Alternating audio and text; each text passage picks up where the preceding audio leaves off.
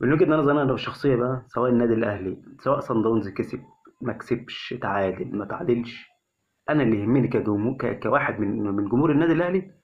ان ماتش الهلال السوداني ده ان شاء الله ده ماتش رد لكبرياء النادي الاهلي، ورد لكرامته،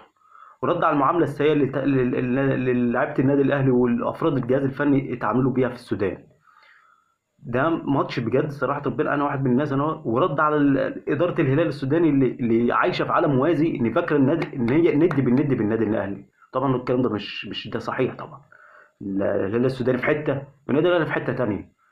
انا واحد من الناس سواء بقى الاهلي كده كسب ما كسبش، ماتش الاهلي السوداني ده بالنسبه للنادي الاهلي ان شاء الله ولعيبه النادي الاهلي، ورد طبعا على المدرب بتاعهم اللي بيقول لك ماتش الاهلي ده بالنسبه لي سهل، انا هكسب سواء كسبت ما كسبتش صن داونز، ماتش الهلال الاهلي هنا مضمون.